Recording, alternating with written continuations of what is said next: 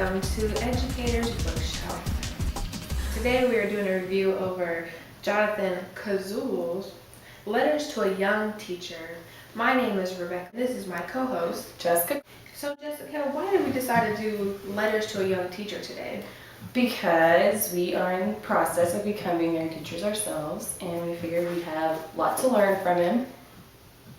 That's exactly right. As well as he's a National Book Award winning author. So he has some good stuff to tell. Here we are at the local Barnes & Nobles to see how other teachers found this book intriguing. Let's go in.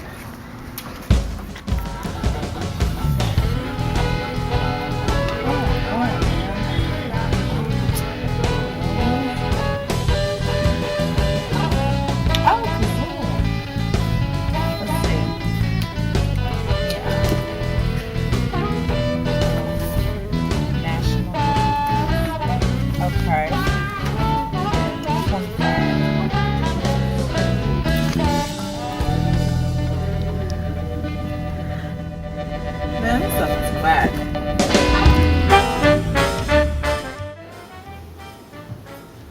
Welcome back, ladies and gentlemen. Now we have the question for Rebecca.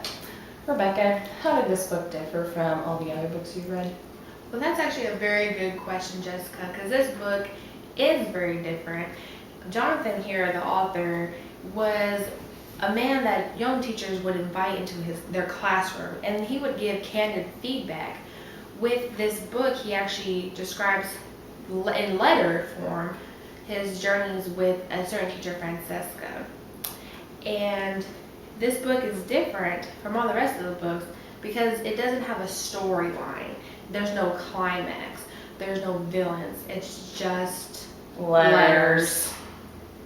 Dear Francesca, in one of your recent letters, you referred to high stakes testing as a kind of shaming ritual, which you said was convinced and not intended to improve the public schools and being used. See what we mean? This book was not interesting at all.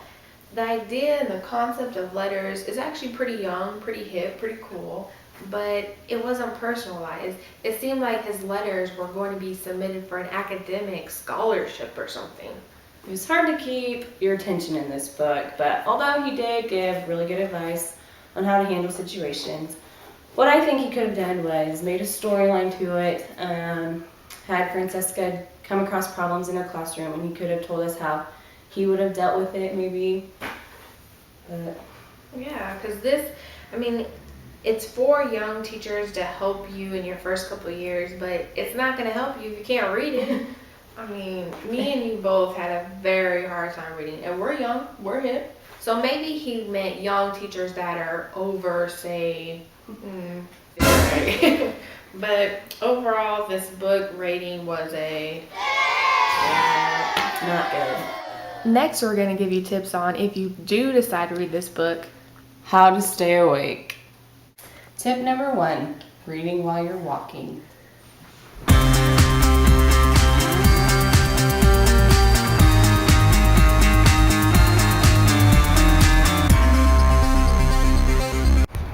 This next tip is to read while you're freezing. Just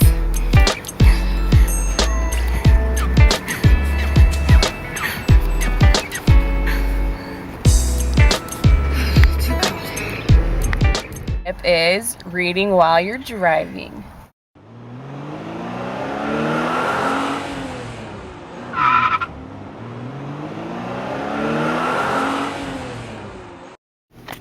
the next tip is to read while talking on the phone. Yeah, girl, I know what you're talking about. Yeah, that's so messed up. Hold on, wait a second. Oh, okay. I'm back. Yeah. Hold on. What'd you say? Hold on. Okay. Yeah. Oh, hold on. Thanks for tuning in for tonight's Educator's Bookshelf. Although it was a boring book, he does give good tips. So if you want to read it, I guess go ahead, but we don't recommend it. Jonathan Kozol's Letters to a Young Teacher.